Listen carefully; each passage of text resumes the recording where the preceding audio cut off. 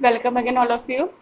अभी हमने इससे पहले वाली क्लास में जो हमने कंप्लीट किया था वह एक्सक्रीशन इन ह्यूमन बीइंग किया था, राइट।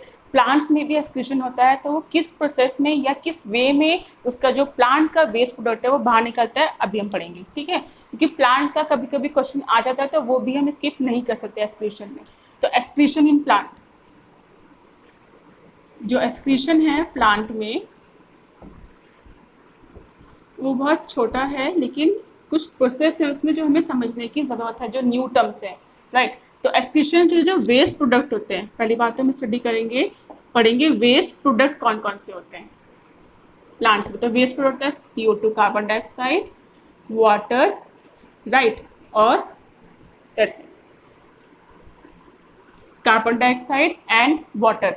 जो आपके ये दो चीज़ें हैं वो वेस्ट प्रोडक्ट भी होता है प्लांट में, जैसे आपका रेस्पिरेशन, ट्रांसपिरेशन एंड फोटोसिंथेसिस में जो गैसेज यूज होती हैं, ठीक है, उसके बाद जो प्रोडक्ट्स यूज होते हैं, उसके बाद जो एक्स्ट्रा चीज़ें बच जाती हैं, उसके बाद आपका CO2 और H2O जो है वो आपका वेस्ट प्रोडक्ट में आ जाता है, किसमें, प्लांट्स में, ड्यूरिंग ट्रांसपिरेशन एंड फोटोसिंथेसिस।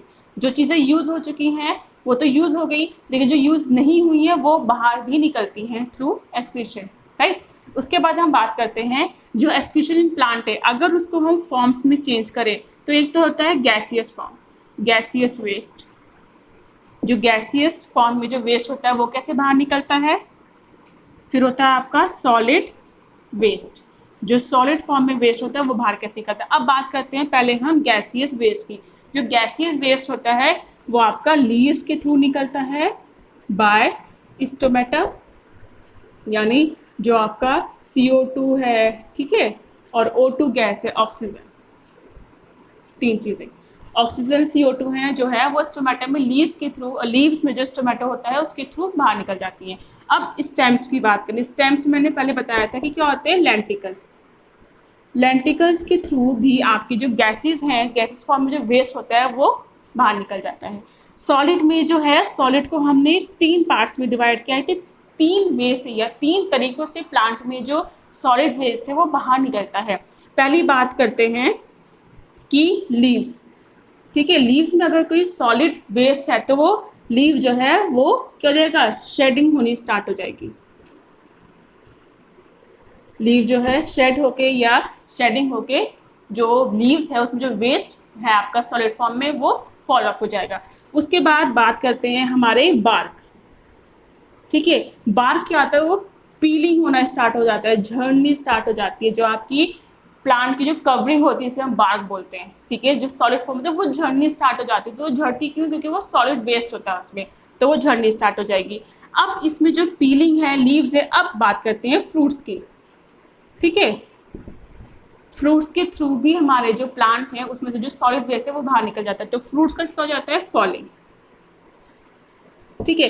तो 3 वे से हमारे जो सॉलिड वेस्ट है प्लांट में निकलता है, किससे, जो लीव होती है, अगर आपका वेस्ट प्रोडक्ट वहाँ पे तो वो शेडिंग होनी स्टार्ट हो जाएगी, शेड हो जाएगी। बार्क है तो वो पीलिंग ऑफ, झड़ना स्टार्ट हो जाएगा। बार्क का जो आपकी कवरिंग होती है प्लांट की वो झड़नी स्टार्ट हो जाएगी। अगर फॉलिंग, जो आपका वेस्ट है सॉलिड वेस्ट वो फ्रूट में है तो वो फ्रूट फॉल हो जाएगा, ठीक है। तो इसके थ्रू आपका सॉलिड वेस्ट जो है वो प्लांट से निकलना स्टार्ट हो जाएगा। अब बात करते हैं जो वेस्ट है आपका प्लांट में, ठीक है, it will secrete out in the form of gums and resin. Resin और गम्स की फॉर्म में वेस्ट जो है सिक्रीट आउट हो जाता है, जो आपके प्लांट में दिखने स्टार्ट हो जाते हैं। रेजिन बहुत लोगों ने देखा होगा, गम्स भी जो प्लांट में चिपचिपा स्टिकी सी चीज़ें होती है, that is known as waste product, right. तो वो गम्स और रेजिन की फॉर्म में बाहर निकलनी स्टार्ट हो जाती है, तो वो बाहर निकलते शेड हो जाती हैं, डिस्ट्रॉय हो जाती हैं। उसके बाद आपका, या फिर हम उसको यूज़ भी कर लेते हैं, मेनली हम इसको यूज़ करते हैं गम्स वगैरह को डेली लाइफ में भी, ठीक है। उसके बाद कुछ वेस्ट होता है, राइट, वो आपका सॉइल में चला जाता है थ्रू रूट्स के थ्रू। जो वाटर, जो आपका प्लांट है उसके अराउंड जो सॉइल होती है उसमें आपका वेस्ट चला जाता है। तो 4 वेज से आपका जो एक्सक्रीशन है प्लांट में टेक प्लेस होता है। एंड यस, सबसे इंपॉर्टेंट चीज़, एक वर्ड होता है आपका एक्सक्रीशन इन प्लांट में, दैट इज नोन एज गट्टेशन, ठीक है, गट्टेशन। काफ़ी कंफ्यूजन होती है ट्रांसपिरेशन में और गटेशन में। बच्चे पूछते हैं कि मैम ट्रांसपिरेशन में भी लूजेस ऑफ वाटर होता है फ्रॉम द प्लांट, उसको ट्रांसपिरेशन बोलते हैं, गटेशन में भी लूजेस ऑफ वाटर है, लेकिन डिफरेंस क्या है?